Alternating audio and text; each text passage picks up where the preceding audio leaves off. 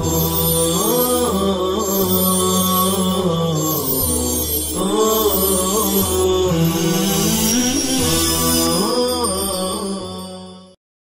اللہ الرحمن الرحیم الحمد للہ رب العالمین الحمد للہ حمدا کثیرا طیبا مبارکا فی یا رب لک الحمد کما ینبغی لجلال وجہک ولعظیم سلطانک وصلی اللہ وسلم علی نبینا محمد وعلی آلہ واصحابہ وبارک وسلم تسلیما کثیرا کثیرا۔ بسم اللہ الرحمن الرحیم ولو خاف الجنوب ان اغتسل ان يقتله البرد او يمرضه يتيمم بالصعيد وهذا اذا كان خارج المصر لما بينا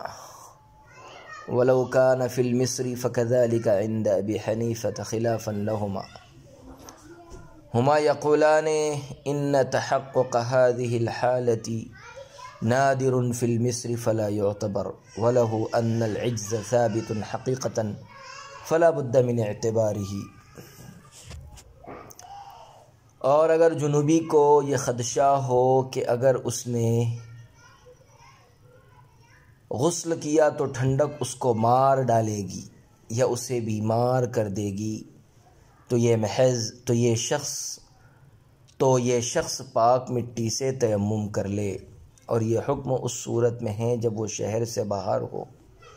اس دلیل کی وجہ سے جو ہم بیان کر چکے ہیں۔ اور اگر شہر میں ہو تو بھی امام صاحب رحمۃ اللہ علیہ کے یہاں یہی حکم ہے،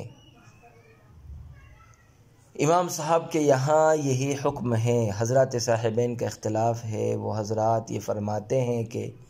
شہر میں کہ اس طرح کی صورتحال کا پیش آنا نادر ہے، شہر میں اس طرح کی صورتحال کا پیش آنا نادر ہے، لہذا اس کا کوئی اعتبار نہیں ہوگا۔ اور امام صاحب کی دلیل یہ ہے کہ عجز حقیقتاً ثابت ہے، لہذا اس کا اعتبار کرنا ضروری ہے۔ عزیز طلبہ کرام، شدید سردی میں جواز تیمم کا بیان۔ سخت سردی ہے تو اس صورت میں کیا کرے؟ آیا وضو کرے، غسل کرے یا تیمم کرے؟ جواز تیمم کی ایک صورت یہ ہے کہ اگر کوئی شخص جنوبی ہو اور اسے یہ خطرہ ہو کہ پانی سے غسل کرنے کی صورت میں ٹھنڈک اسے ہلاک کر دے گی یا یہ کہ اسے بیمار بنا دے گی، تو اس صورتحال میں اگر یہ شخص شہر سے باہر ہے تب تو بالاتفاق اس کے لیے تیمم کرنا مباح اور جائز ہے،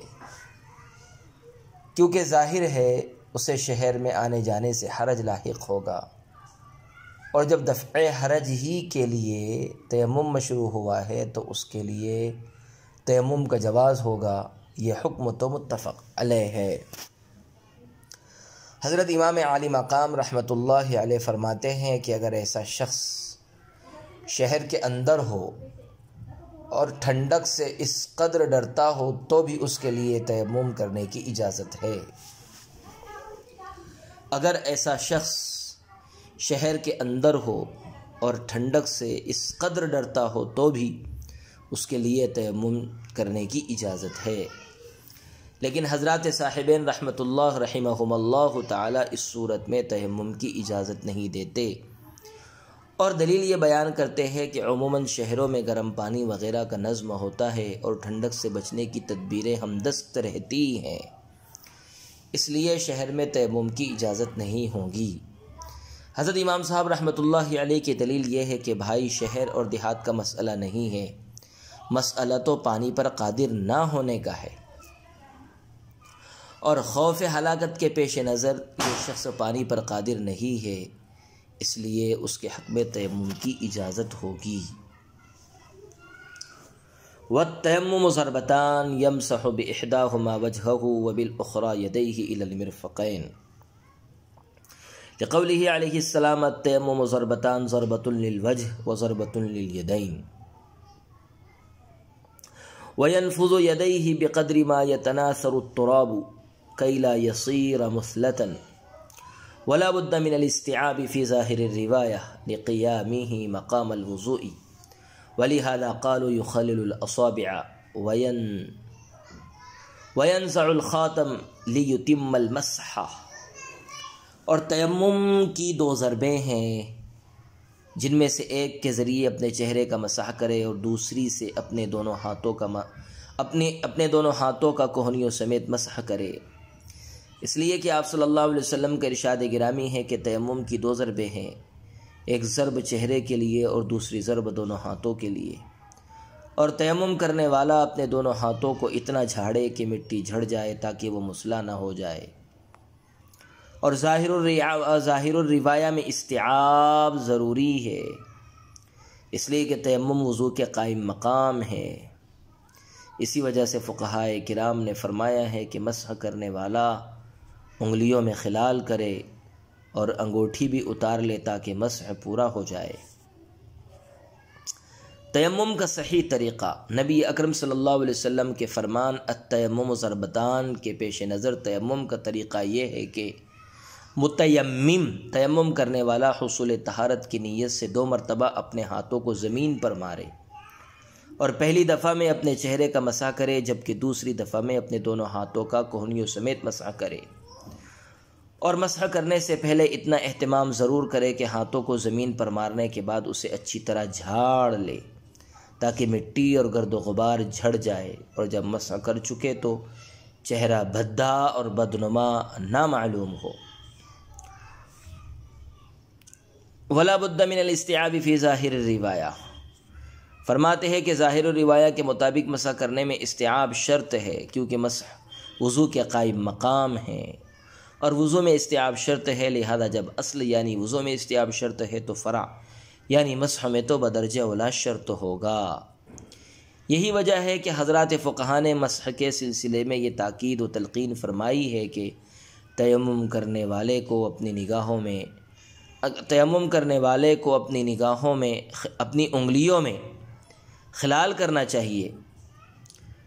تیمم کرنے والے کو اپنی انگلیوں میں خلال کرنا چاہیے، اور اگر انگوٹھی پہنے ہوئے ہو تو اسے اتار کر مسح کرنا چاہیے تاکہ اعلی وجہ الکمال و تمام مسح ہو سکے۔ صاحب ہدایہ نے فی ظاہر روایہ کہہ کر اس روایت سے احتراز کیا ہے جو حضرت حسن ابن زیاد نے امام اعظم سے بیان کی ہے، اور جس میں یہ مضمون ذکر کیا گیا ہے کہ تیمم میں استیعاب شرط نہیں ہے، بلکہ اگر اکثر حصے پر مسح کر لیا گیا تو کافی ہوگا، جیسا کہ مسح خف اور مسح راس میں اکثر کل کے قائم مقام ہے اور استیعاب شرط نہیں ہے۔ لیکن ظاہر الروایہ وہی ہے جو کتاب میں مذکور ہے اور اسی پر عمل بھی ہے۔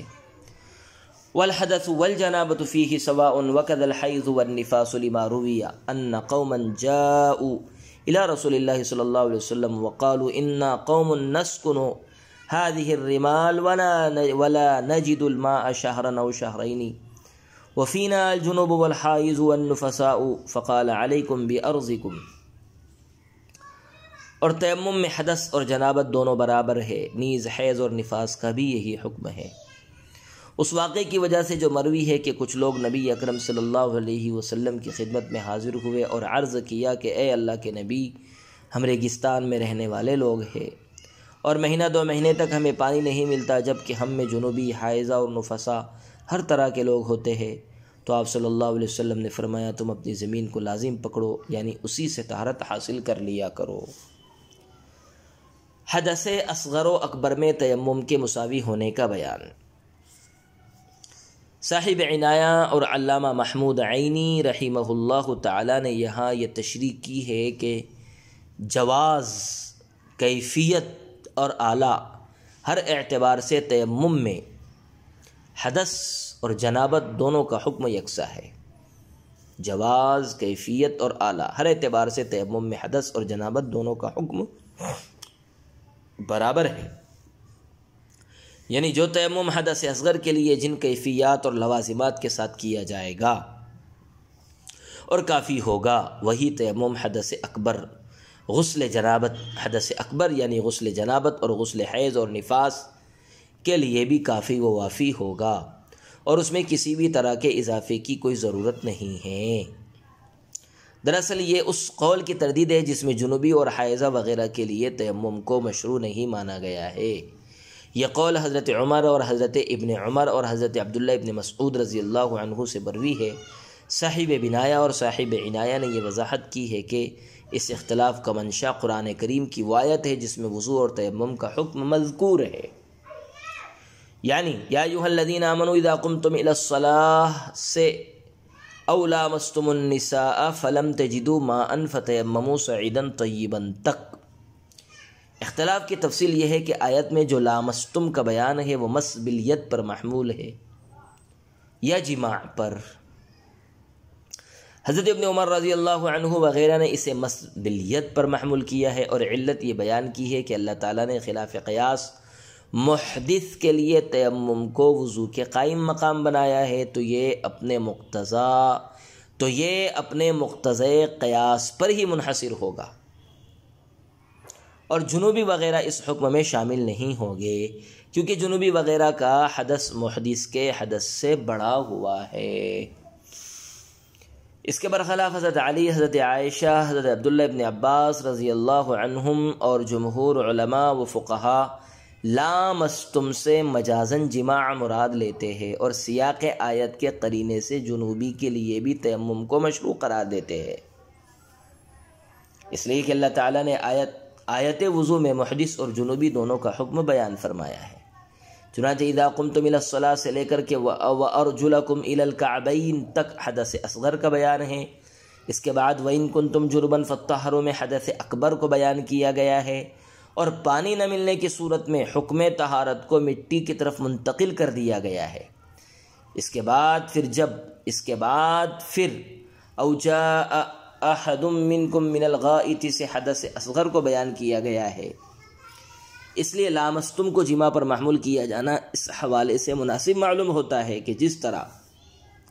آیت وضو میں حدث اکبر اور حدث اصغر دونوں داخل ہے، اسی طرح آیت تیمم میں بھی دونوں داخل اور شامل ہو جائیں۔ اور پھر جنوبی اور حائضہ وغیرہ کے لیے مشروعیت تیمم کی دلیل وہ حدیث تو ہے ہی جو کتاب میں مذکور ہے کہ آپ صلی اللہ علیہ وسلم نے ریگستان کے باشندوں کو حیض، نفاس اور جنابت کی حالت میں پانی نہ ملنے کی صورت میں مہینے 2 مہینے تک تیمم کی اجازت مرحمت فرمائی۔ غور کرنے سے یہ بات واضح ہو جاتی ہے کہ آیت قرآنی لامستم سے جماع ہی مراد ہے، اور آیت تیمم میں حدث اکبر بھی داخل ہے، کیونکہ احادیث نبویہ قرآن کریم کی سب سے معتبر اور مستند تفاسیر ہے، اور یہ اس زبان ذی شان سے صادر ہوئی ہے جن کے متعلق قرآن کریم کا اعلان یہ ہے وَمَا يَنْطِقُ عَنِ الْهَوَىٰ